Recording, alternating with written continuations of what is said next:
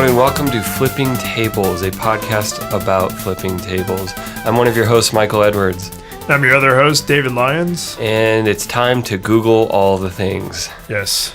So, I don't think we didn't give Build any attention. Microsoft's Yeah, I was comments. thinking about that. I was like, that's kind of sad, because it didn't really feel like a big deal. No. And WWDC got some attention, which is fair. But Google gets the most attention because they're Google. And I think that's a representative distribution of deserving attention. So Google I/O the keynote was yesterday. It's actually all week, right? Yeah, at least the next couple days. Yeah, Wednesday, Thursday, Friday sounds right. And then people probably stay in expensive San Francisco hotels and party Saturday and Sunday. And soon to be evicted San Francisco residents. Yes, because they tried to Airbnb. So I think the very first thing that has to be said is, as cool as Google I/O is, just like Build and just like WWDC and Fate, the Facebook one, F8, it's a developer conference. Yep. And I feel like people have to be reminded of that, because people complain about the giveaways, which is just childish.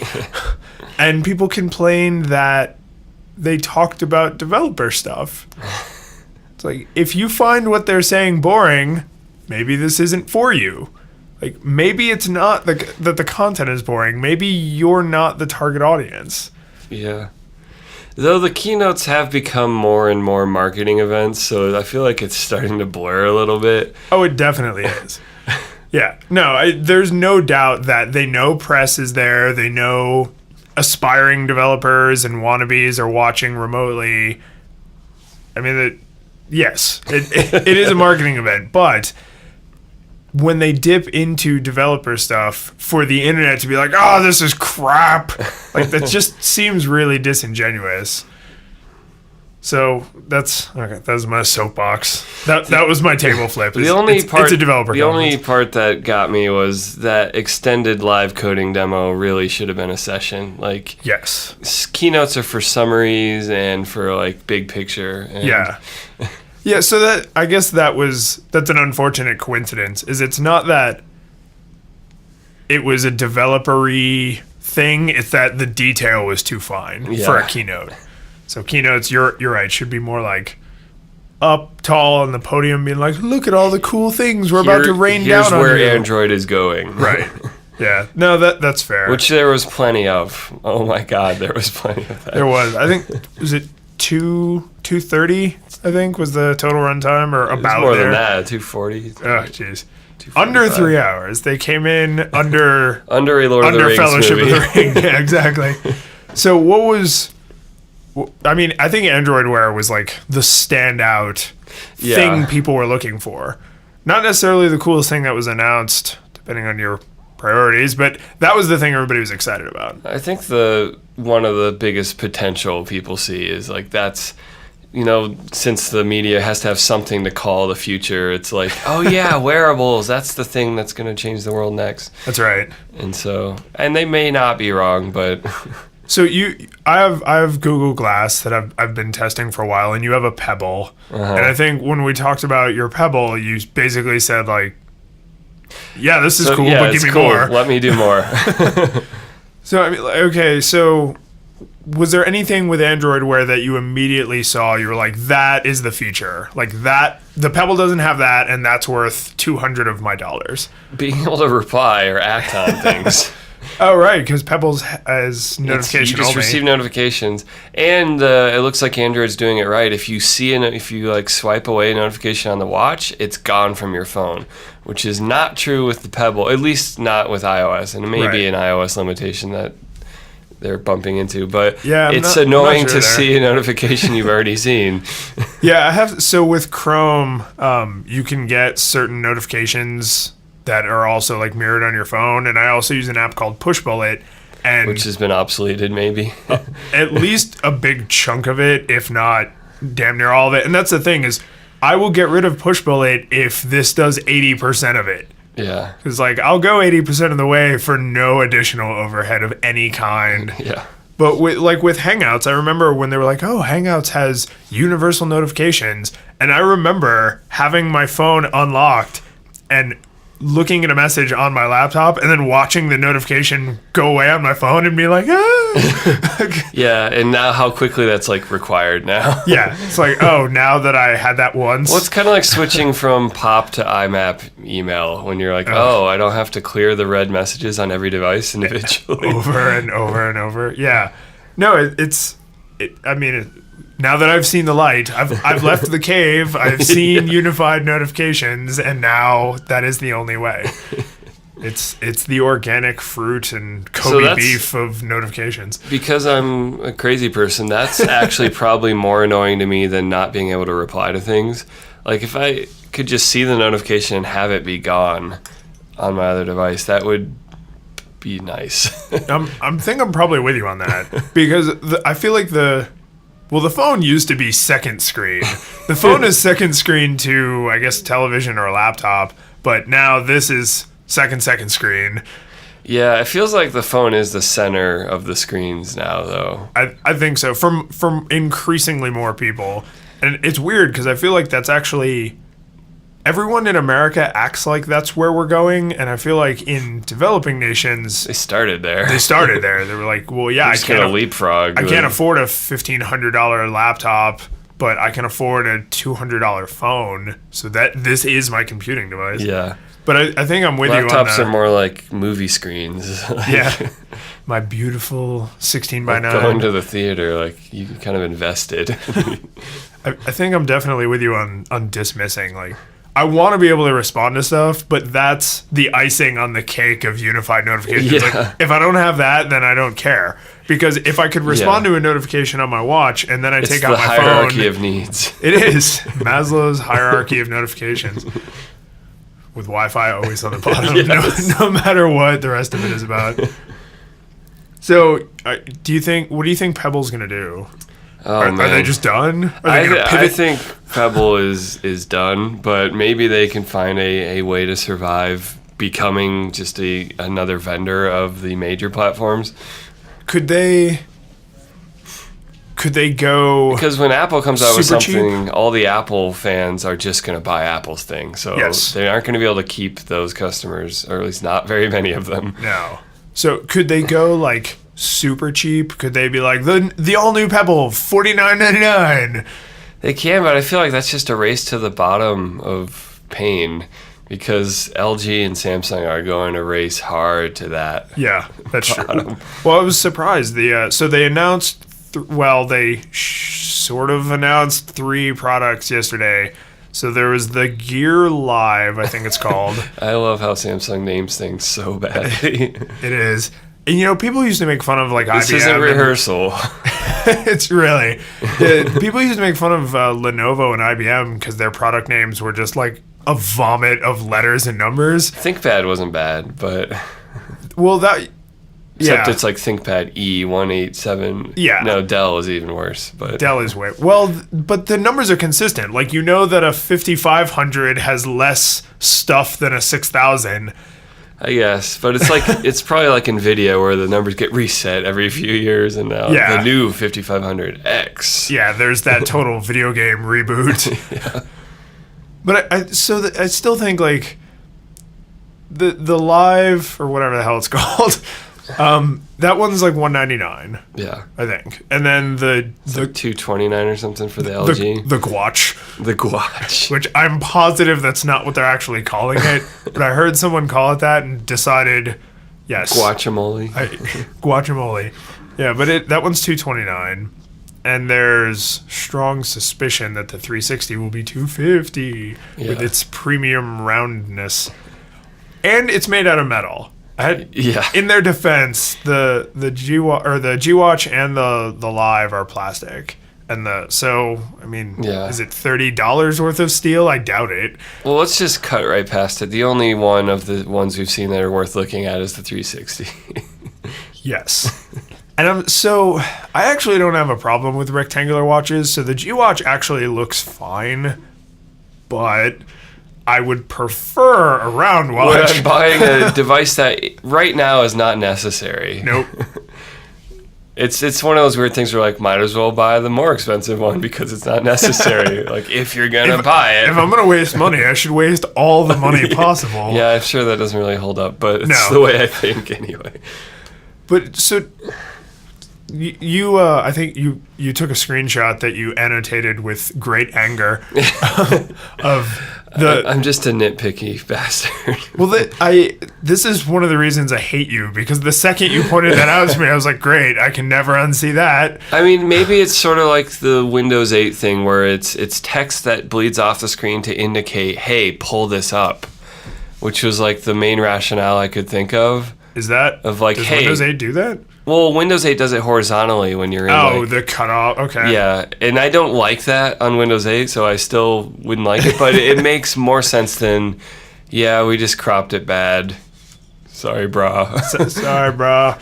Yeah, I'm inclined to think this could be fixed by like a padding. Like, yeah, it's clearly something round, they just ship increase the padding. A new CSS style sheet, and the whole thing is moot. But because it's obviously designed for. I mean, every screen up until now has been square or rectangular, well, even curved screens. We talked about this in the earlier episode where I was wondering, like, can you make one UI that works on square and circle, and does that mean you just sacrifice the corners, or do you just cut them out for the circle? So I know you're not a big fan of centered text.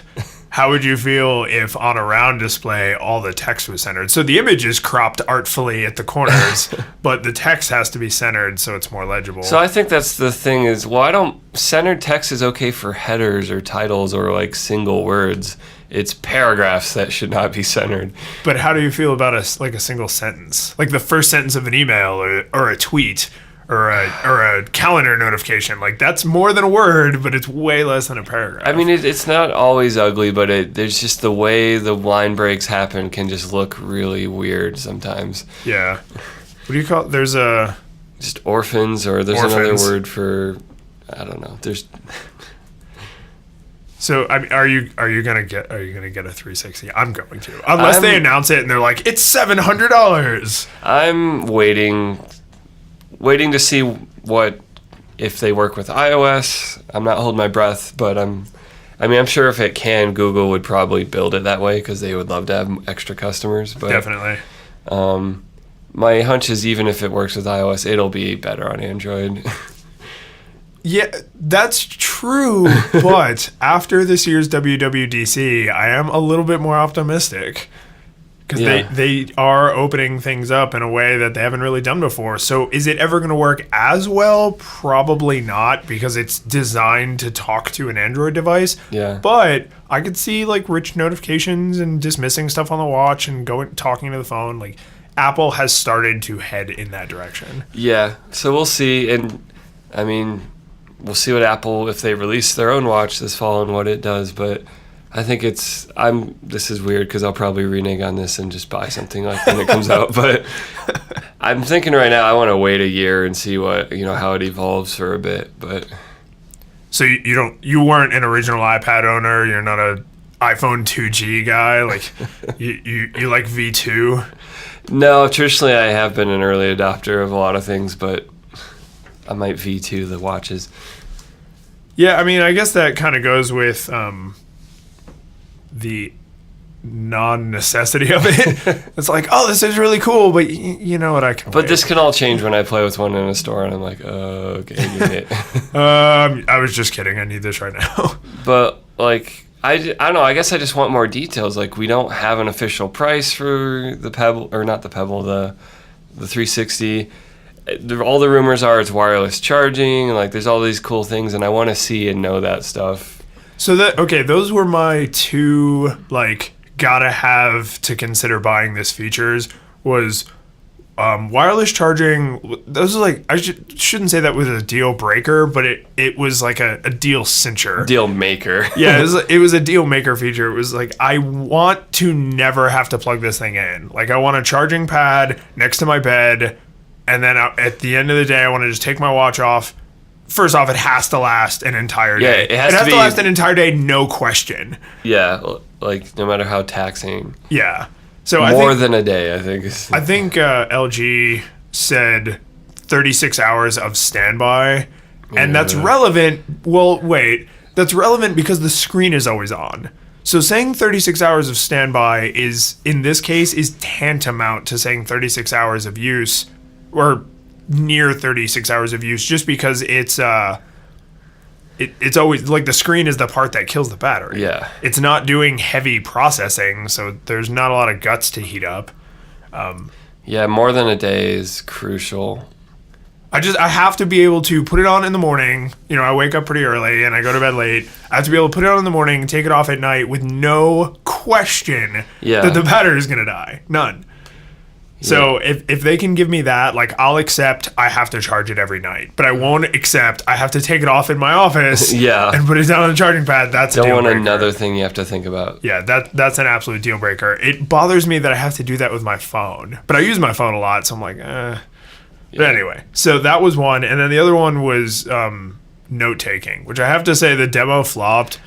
I felt so bad for them. Yeah, but that, I mean, sometimes it fails on my phone, like if there's a lot of noise or if I just have molasses mouth or whatever. So, I mean, I think the thing is, clearly the watch was responding and transcribing him just fine. It was just the connection to the phone that was... Yeah. Maybe they were just getting, it's like a EMP field happening. Oh, yeah, no, it was radio wave hell in there. Yeah. I mean, you could see every time the camera panned across the audience, everybody had at least 2 devices, if not 3, Which 4, 5. is insane, by the way.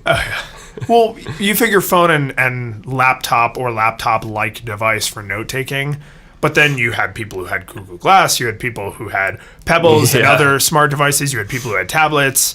You probably had some people who were like, they're developers, they develop apps for using Google services for Android and iOS. So you probably had some people who had like a Nexus and an iPhone 5S. And an iPad and... Yeah, so it's... Yeah, just... If Wi-Fi does actually cause cancer, developer conferences give you cancer. Worse than the TSA line. Oh.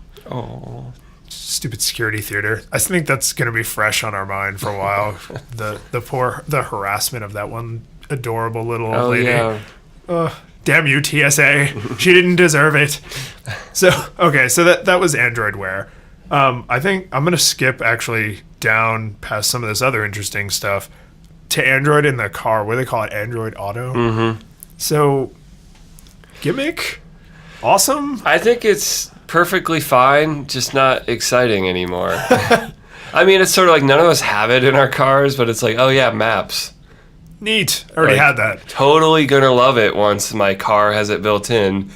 Hard to be really excited about it. Yeah. And how old is your car? 2006. Oh, it's like, okay, it's newer than I thought. Okay, yeah, so mine's... Because I don't take care of it. Because it looks way older. I mean, mine's only a 2007, so it's, recent. Yeah. But by car standards, even, it's getting older. By technology standards, it's... But cars are even defunct. worse than televisions on this. Like, oh, yeah. I'm going to use the car for 10 plus years if I can. Yeah. No, unless it's costing me more to maintain it than it would to buy a new car. Because this is why, like, Android in the car and iOS in the car and, God They're forbid, be slow burns. Microsoft Sync. What I want them to standardize on is, like, a mount or a module. So, like, give me a mount that every car has that has wireless charging built in and that will hold any kind of device, and just let me sit down and put my phone there. Yeah. I think a lot of the car manufacturers have said their thing is going to support Android and iOS in the car. Like, you won't have to be like, I'm a Google car. Sorry, iPhone friends. Yeah. Which is good. Sorry, Microsoft, in that scenario, but... Nobody uses Microsoft. You were first and you're going to lose. Story of their lives. But, I mean, don't you think it's really... introspective of car manufacturers to be like, oh, some people upgrade their phone annually, and only the craziest of crazies update their car even every 3 years. I think that's why it's good Google is making the phone the host of it. Yeah, this is the iOS screen. too. The car has a screen, but the phone is really doing the work. Because, people are not going to upgrade their car often. This is why maybe it's too late because now people have gotten the taste for it being built in. But if I was in charge of the car manufacturers and these alliances and stuff, I would have just said, like, what if we just make like a universal mount and make it, there's like a super short USB cable that retracts, so it's really easy to plug your device in. And if your device has wireless charging, it'll just charge by virtue of touching the mount. Yeah. Like that. And then we never have to think about it again. If you update your phone every 6 days, let alone every 6 months, it'll work because the car is just the car, So I think it'd be the XKCD. There are now 18 competing standards is what would happen. Yeah, that's Because one true. car manufacturer would be like, but we want to do it this way. Times 15. You're probably right. I guess whenever the answer is, what if we had a standard that's not nearly as simple as I would like to imagine? I mean, it's a little simplistic to say, therefore, never make standards, but... I'm just saying it's not as easy. Yeah. Like, it's a misnomer to imply that standardizing would be a simple solution. Yeah. So I don't know. I guess I'm actually even more biased because when I moved to Colorado, my wife and I got rid of one of our cars. Yeah. Sometimes I go weeks without driving a car. So when they're like such and such in the car, I'm like, neat. I don't care. Yeah.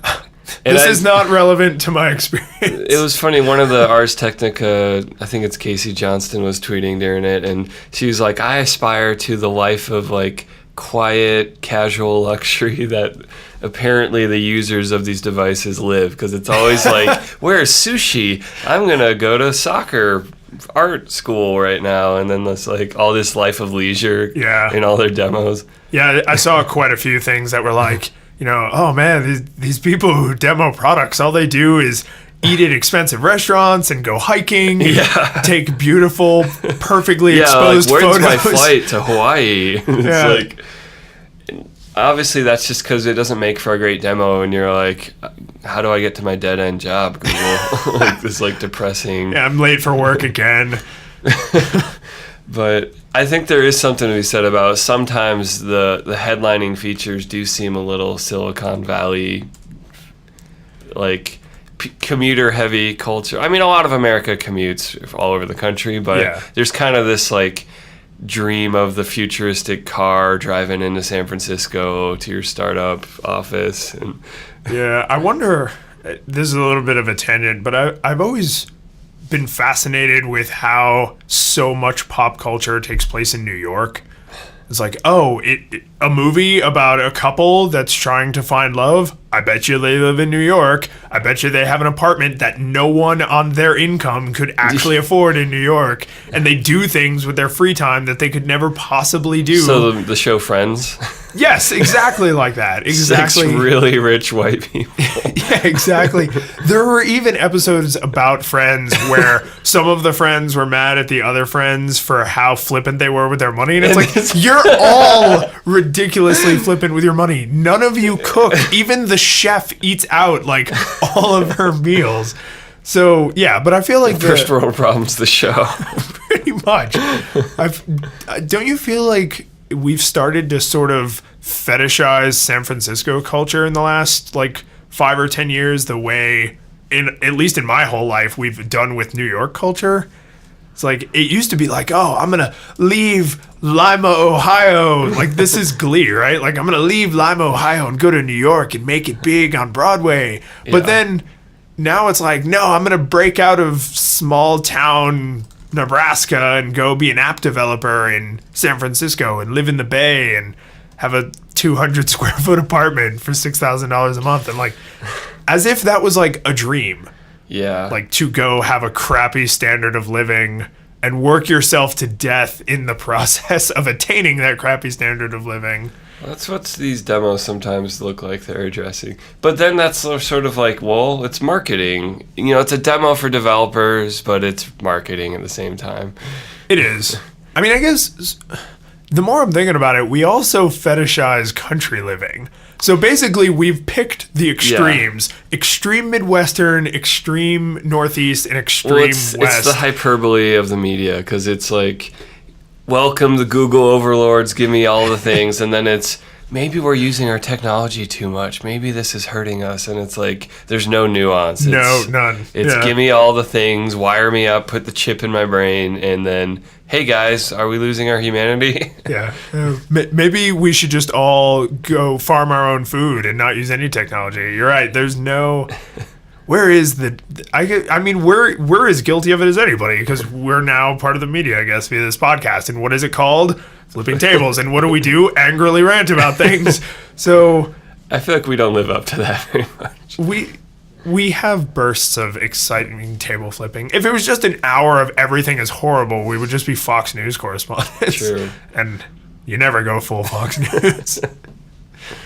So we crossed off the car pretty quickly because I think it's just like But okay, so the TV, that was I think the next so we're on your wrist, we're in your car, and now we're going into your house. So the clear message: Android is going everywhere. We're building a development platform, so stop thinking of it as a phone or a tablet thing. It's a anything screen thing, and that's important. And it looks like they're doing a ton of hard work getting it done. And it's still, I think TV is still not as exciting as the Wear. And maybe it's just because there's Rokus and PlayStations and Xboxes and 100 devices people already have for Netflix. God, even the original Wii could talk to Netflix. Do I really need another Some 480p, what Netflix? So this actually brings me to the material design. So the new design language or whatever the hell. This is like the fifth time there's been a new design language for Android. Yeah. I mean, and to be fair, in the early days, iteration was super crucial because they needed a new design language. Back in the donut days. Yes. But I think, so when Hollow was the last really big one. It was like 2010 or something, wasn't it? It was 4.0. So, okay, maybe 2011. Yeah, so whenever that was. Because before it was very whatever, and then Honeycomb, which was only tablets, was super... It's like Tron. Yeah, it was. Tron is exactly it. It was super neon and so Hollow toned that way down, and it unified the way phones look and tablets looked. So regardless of how you felt about the Hollow appearance, I think Hollow was the first great good one. Yeah. But I think the unifying factor is what's important. And with this new material design, they were very clear. This is how stuff should look on Android, but also here's how you can do it on the web. They have their Polymer UI kit, which I used it actually a little bit this morning just to tool around with it, and it's not quite as zippy as a native app would be, but I mean, you can optimize and blah, blah, blah. But it felt like a native app. It felt exactly like the native apps that they demoed that used this new material design, and it was just a website. I was like, this goes along with the card thing. So the new, in case you didn't see it, the new Android task app switcher thing that's the only thing I'm not as excited about. Okay, here's why I'm excited about that, and then you can tell me why I'm wrong. So the reason I'm excited about that is because it makes Chrome, each Chrome tab you have open is as its own app, or it looks like its own little app when you're in the task switcher. I think that's a double-edged sword. Do I want web pages to be equal with apps? Maybe that's just a philosophical difference on Android is... The web is just as prominent. I say yes. I want a completely unified... when I sit down at my Mac and I'm in Chrome, I want it to be as robust and well-arranged. Because, think about how crappy a lot of websites look. I want them to be awesome. And do you think that'll encourage them to make them more awesome? Bootstrap went a long way toward making websites look better. Twitter Bootstrap. And Polymer is basically like that, but it's Google's thing. I mean, there's a little bit more to it. I think what made me feel better was when I first heard it, I was like, so if I have 20 tabs open, I just have that clogging everything up. But I think I read that they're smart about it. It's only a few of your more recent tabs. Okay, so because I was I don't want 80 browser tabs mixed in with the apps I'm using all the time. Okay, that's a valid critique. It's table flip. But I think it's not going to be that bad because I think they're not going to say blindly all of your tabs. And also, I mean, I don't know, maybe this is just my OCD like sneaking out. I'm so random. Oh my God, you guys. I'm embarrassed that I just said that. Maybe this is just my behavior, but I actually make a point to close tabs on my Android device. I make it a point to close tabs on other people's devices. That was just like mechanical, like that was a nervous tick. You were just like, close. Hey, Mike, that's not your laptop. Oh, sorry. But so, I mean, it took me a much longer time to get used to and be good about closing tabs on desktop, but I've always been good about doing it on my phone. And I think it's because in the back of my mind, I'm like, battery life. Yeah. Like, if those tabs are open, they're sucking battery life, even though I don't think they are. The main problem, I think, bigger than the web apps are now as prominent as... There's a debate there in my mind. Maybe other people are fine with it.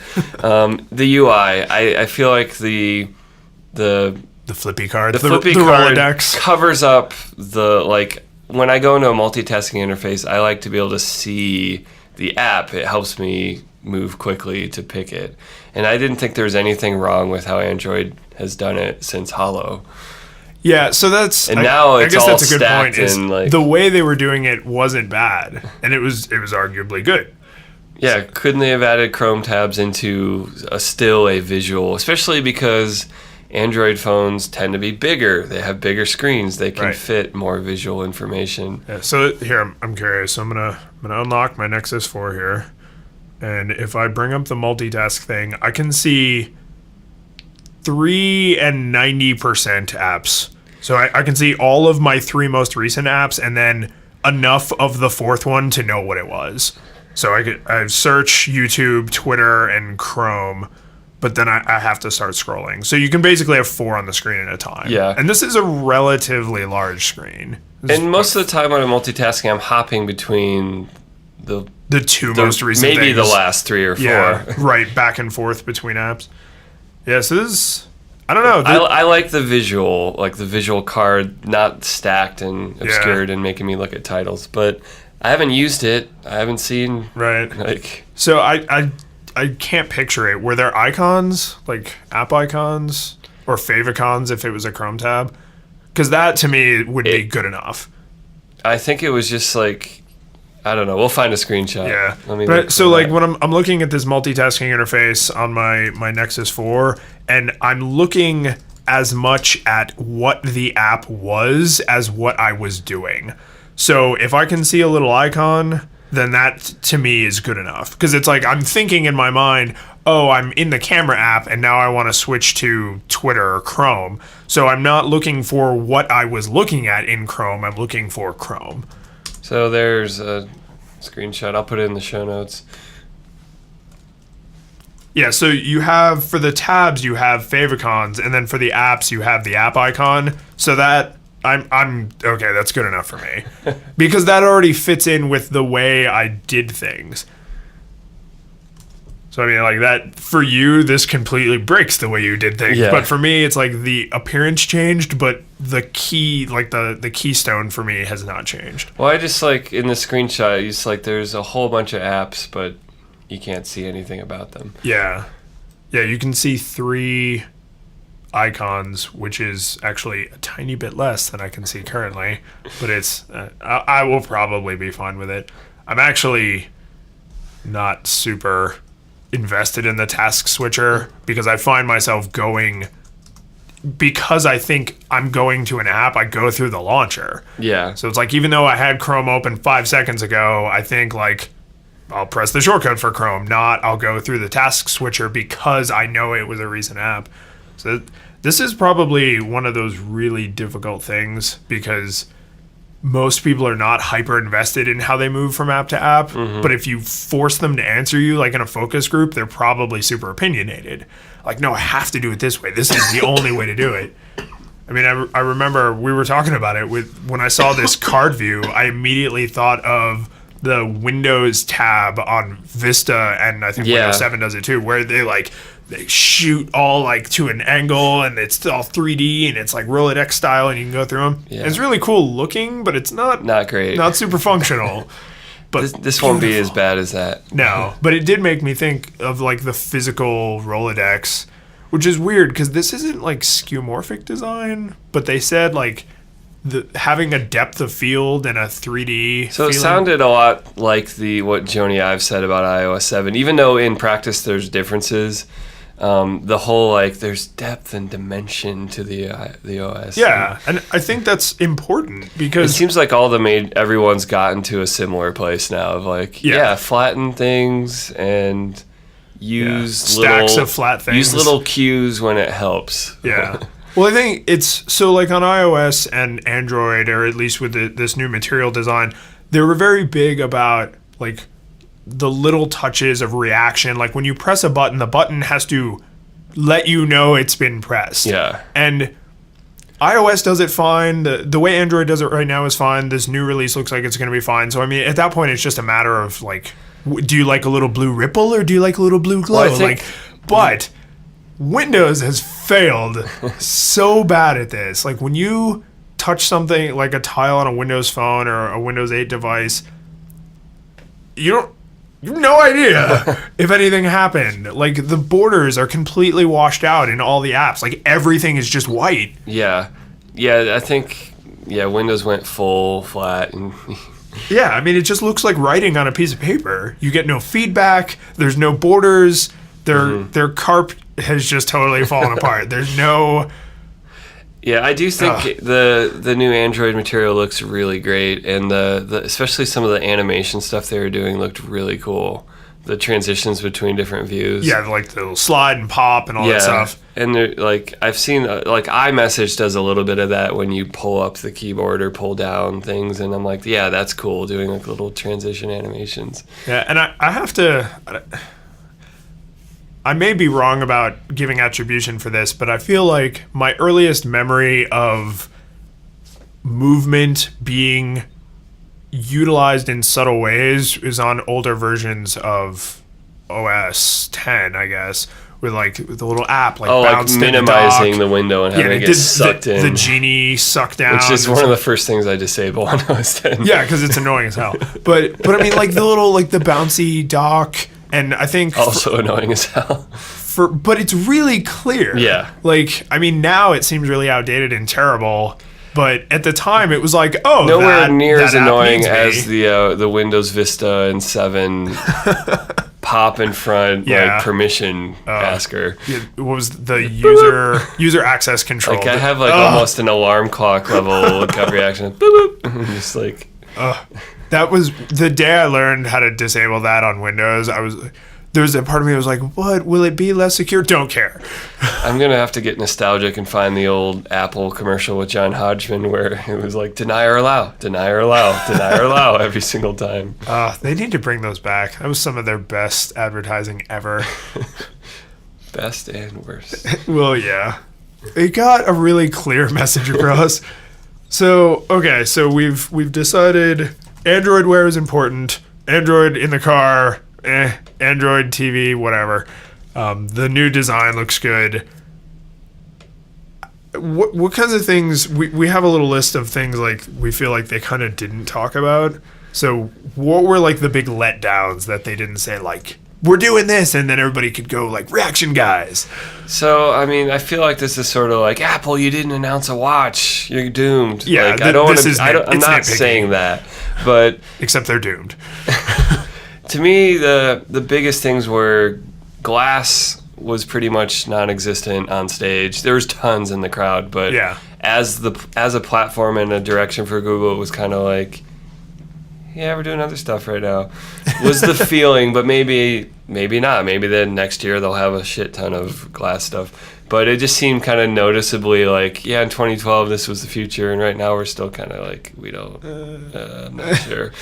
And Google Plus also last year, maybe it was Vic Gondotra's baby, and he was just pushing it hard, and since he's gone now, there's no champion anymore, but Google Plus had nothing yesterday. So here's a question about Google Plus specifically. If you don't have anything to announce, isn't it better to just not mention it instead of saying Google Plus is still a thing? Wouldn't that sound right? That's grasping? I mean, that's definitely Apple's approach. They don't say anything until they're ready to say, and you can buy it now, and we think you're gonna love it. and we think you're gonna love it. But I feel like, because I mean, I like Google Plus. I use it quite a bit, and I feel like they have not let that product wane in the last 6 months. It just got a redesign on the app, and they've added some new features recently, but nothing it's never good enough. well, but nothing blockbuster, nothing worth mentioning on stage to developers, right? Yeah, because it's a developer show. I think it's the media narrative of Google Plus is flopping. Google Plus is a flop. It's a flop. Yeah. They didn't mention it because they're ashamed of it. It's a flop. Yeah, and I sort of feel similar about Glass. Like, they're not going consumer wide with it. It's still in beta. It's still an experiment. So, I mean, it's not even in beta. It's an experiment that they're trying. So, for them to not mention on stage is like, hey, you know that thing we're working on? We're still working on it. We don't have nothing to report.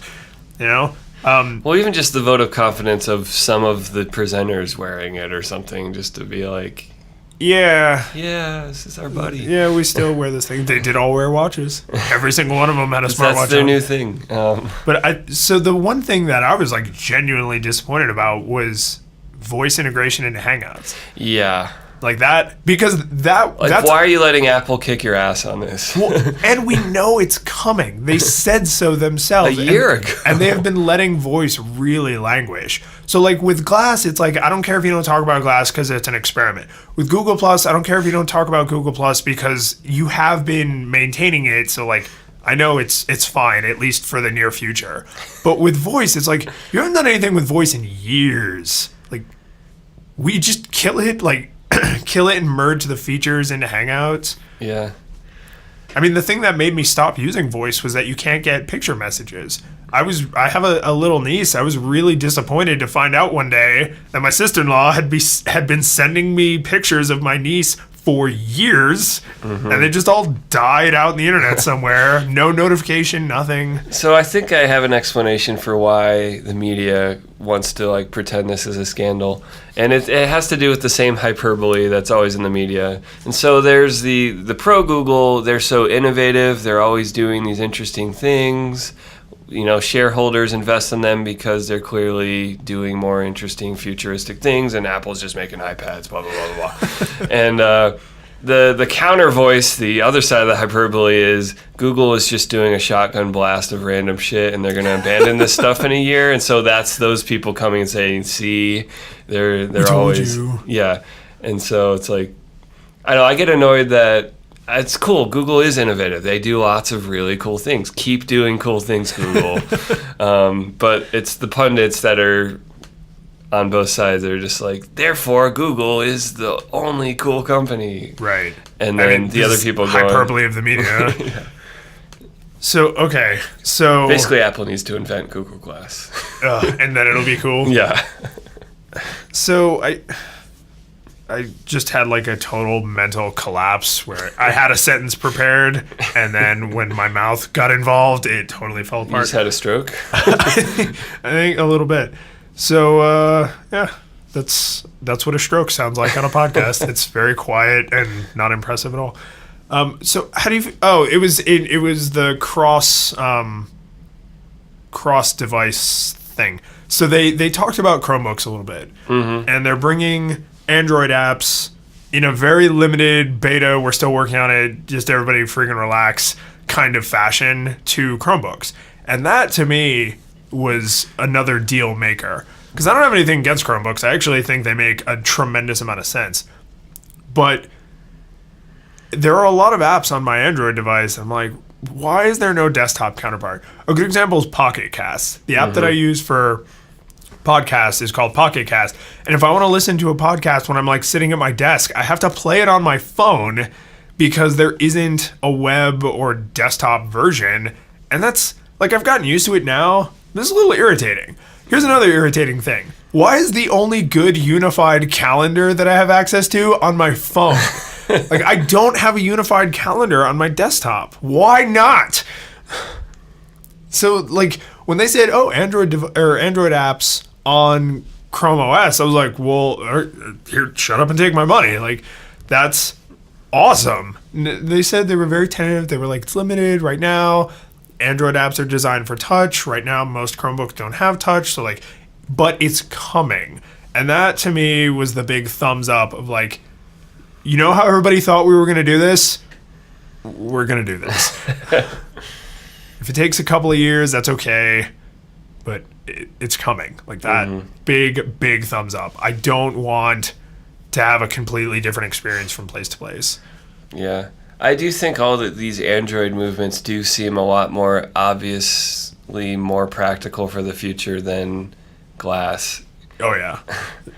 I mean, the HUD will have its day, but it may be further off. Clearly further off than... But it is not this day. It is not this day. But I also don't want to... I don't know. Is Google Glass going to get stuck and mired in the, like, this is the year of the Linux desktop. Ooh, this year is the year of the Linux desktop. Ubuntu's finally easy enough. I don't think so, only because Google has been very... Now, the media and the market has their own message, but Google has been very clear, like, this is something we're trying out. It's never really been done this way before. We're just kind of seeing where it goes. So if Google starts to say, like, this is the year of Glass, everyone will use Glass, then that means they're really betting on it. But right now, they're just like, we're using you for market research. Like, we need you non-Googlers to use this product so we can get feedback about it. And that's all we're saying we're doing. I mean, maybe they're using this to teach the Terminators that they're building how to move and act like humans. Yeah. But they're not saying anything. It's just an experiment.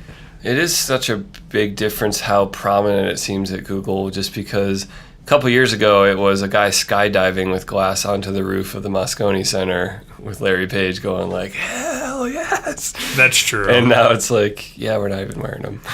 Yeah. I think a little bit of that was just like, hey, we're going to sell you this really expensive product that doesn't always work because it's a beta experiment. So you need to do some awesome stuff with it. We don't want a bunch of data of you sitting at your desk wearing this. Like, go out, do things, do interesting things we haven't even thought of. It is just...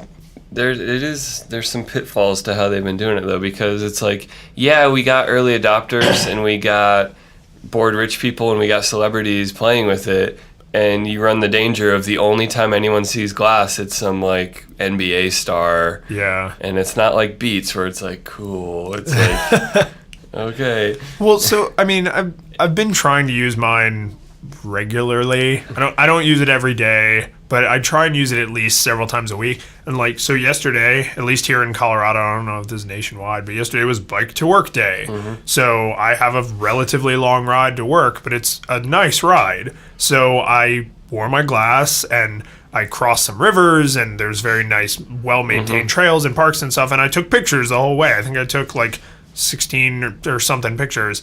And I mean, it was neat. I would not have taken out my phone and taken those pictures. On your bike.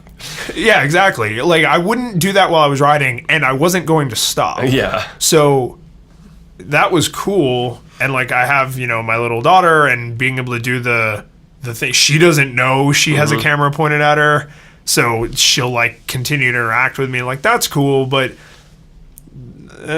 like, those are limited uses. That's not $1,500 worth of use. Well, I think the danger of having such a slow beta rollout is the public forms this, oh, that's elitist, and they get all these wrong reactions that get sort of cemented. Whereas the more like, here it is, buy it now. Yeah. And you're going to love it. You don't have time to think about the cultural implications. Okay, here's my money. It's like enough regular people are using it before the... So the longer Glass has existed, and now that I've gotten to use it myself, I'm convinced that Google Glass is the hardware wearables equivalent of Google Call Search. Do you remember that? Their 411 service? Yes. Yeah, exactly. So you used to, for those of you who never nerded out this hard, there used to be a phone number that you could call and say words into your phone, and it would then give you back search results. And I mean, this was years ago. Like, this is, I think, early 2000s. Mm-hmm. And it worked okay. And everybody was really down on it. They were like, it doesn't work that well, and it's stupid. Why would anyone ever do that? Now we have Google Now. It's like, we have Google Now because we just threw It's probably terabytes of also voice data. Why we have Google Voice, because it's like, yeah, this is a 411 service. It's also for us to get better at voice interpretation. That's all it was for. There's no who the hell is like using that? I mean, I guess it was like a middle step between not smartphones and smartphones. It was like, oh, I want to Google for this pizza place that I know is nearby somewhere. So you could call the 411 number and be like, you know, where is the nearest pizza place if I'm on the corner of, you know, 15th and Main? And so like now we just have smartphones, but I mean, now that voice recognition, we just gave them real people talking in huge, huge volumes. And I feel like that's what Glass is going to turn out to be. And there will be people who will never remember it that way. They'll always remember it as this like product failure. But I think it's going to inform real products. Yeah, but you don't get the volume you got with a free service. That's true. A $1,500 beta program. Yeah. I mean, it's definitely not as receptive to the common man. I mean, even I have to be clear, the one I have is not really mine. I convinced work to buy it for me because there was no way in hell I was going to spend $1,500. I do think that Glass is, no matter how unfounded the opinions of the public are, it's sort of happening to Google is a PR struggle of people see these as invasive. Yep. They see them as creepy, and doesn't matter that the smartphone could be way more creepy. The thing people already have. Yeah, and that we already had tiny cameras that were clandestine. Doesn't matter. It's all how it looks. So, I mean, do you think I'm off base with this? That it's never going to be a real product, but not vaporware. That they're going to use the information to inform other decisions. I think the HUD will have its day. I just don't see it yet. Every HUD has its day. So I think the last thing we have to mention is #cardboard. So did you look into this at all? Just that you fold it up and then there's an app that lets you view stereographic images through it. Yes. So it's a really complicated and expensive viewfinder. Viewmaster 3D. Yeah, exactly. So for people who aren't familiar, these developer conferences have unfortunately turned into like Oprah. Yes. Everybody gets a car. So in the last few years, Google has given away far more in technology than they actually charge to get in. So that led to this glut of people wanting to go that had no interest in being a developer just to get free stuff. So they've dialed it back, which is good. Do not box out... Manage expectations. Yeah, do not box out the developers who are actually going to build cool stuff because you're a cheapskate. Like that, to me, is unacceptable behavior. So they've kind of dialed it down. And what they did this year is they did give away the smartwatches, but it's reference hardware. Like that I understand. Although I would have been happy to get a free Android Wear watch, but it's reference hardware for the developers. I get that. Yeah. But the only giveaway they showed on stage, because they said they were going to give away the watches, but it was flippant. Like, yeah, we're going to give you a watch. But the only giveaway that they showed on stage was a small cardboard box. And then they didn't explain it. They were just like... #cardboard. Yeah, they were like, 2 of our engineers did this in their 20% time. We think it's really awesome. And you're going to get one on your way out of the auditorium. #cardboard. And everybody was kind of like, yay? Maybe they were thinking like the watch was in there because it had a little bit of depth. It must have been like, can you all get a warm slice of cheese?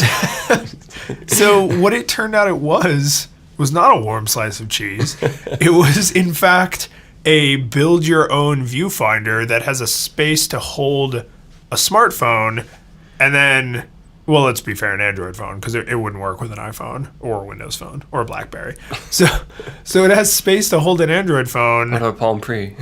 Yes, that is the one other device it was compatible with. Only the first gen. Duarte wins again. WebOS. So then it does like stereoscopic 3D images. So it works because your eyes are divided and you're seeing two different images at the same time, and it tricks your brain. It's basically like a DIY Oculus Rift. Yeah. And I played or with 3DS, but yeah, well, yeah. 3DS is a little fancier because it's the in-plane it does switching. that. Yeah. So I played with it a little bit because it was an app and a Chrome experiment, and it's neat. It's really neat.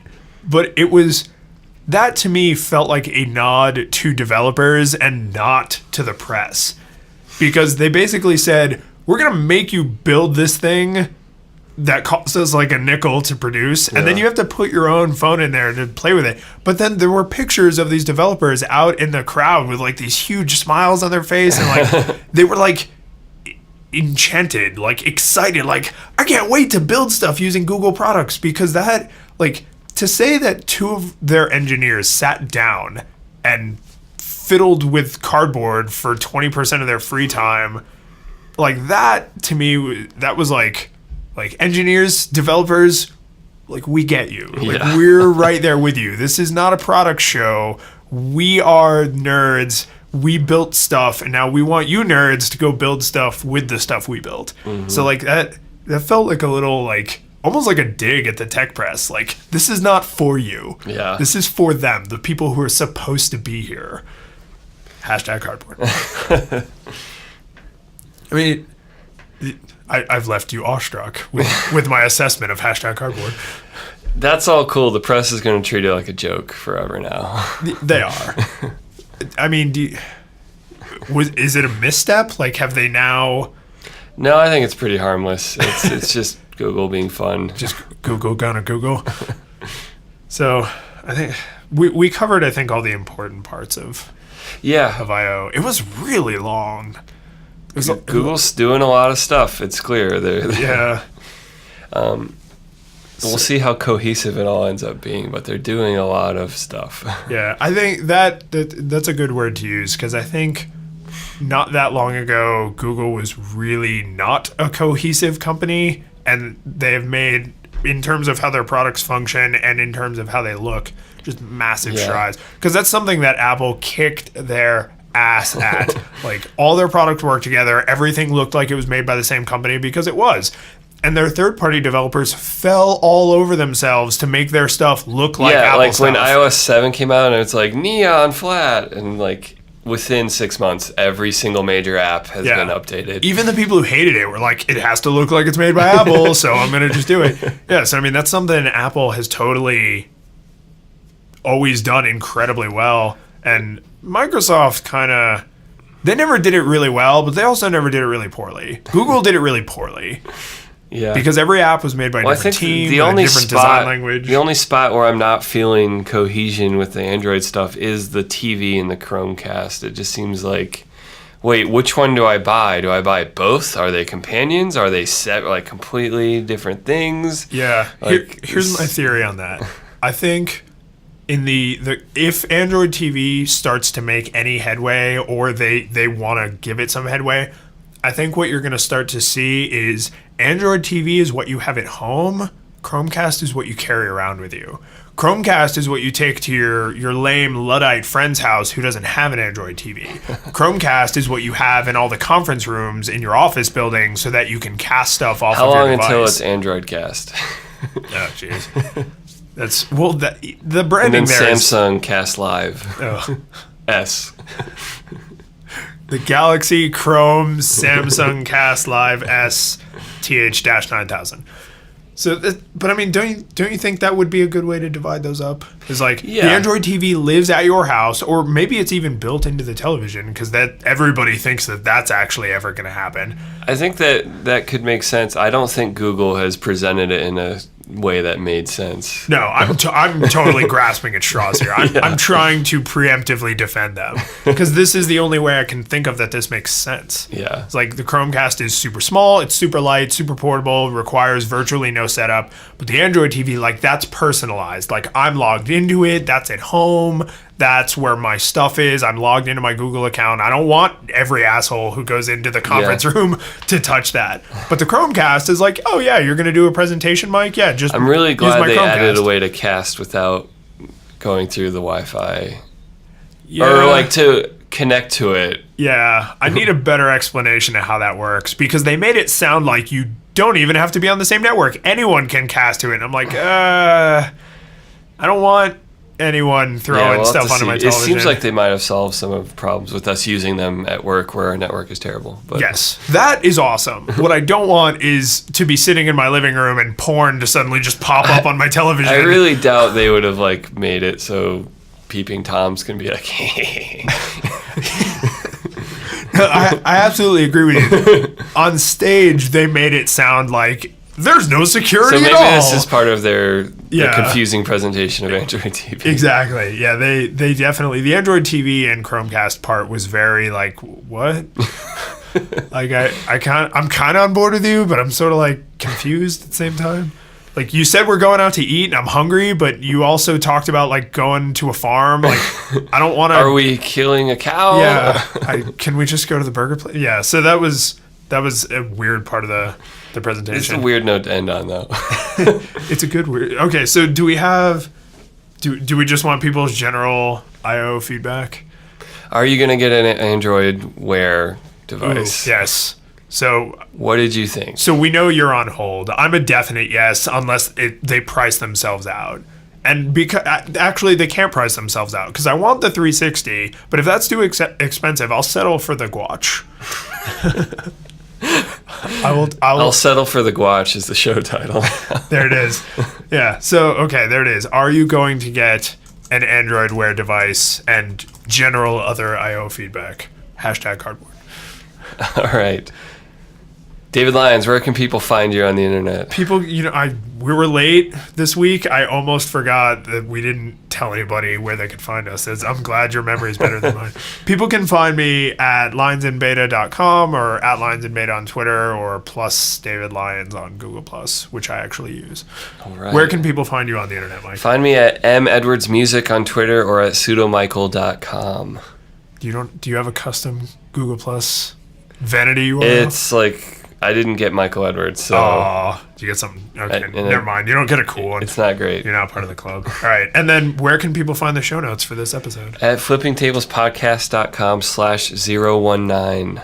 Woo! So I think next week we'll be back on time, right? Back to Tuesday? I hope so. So...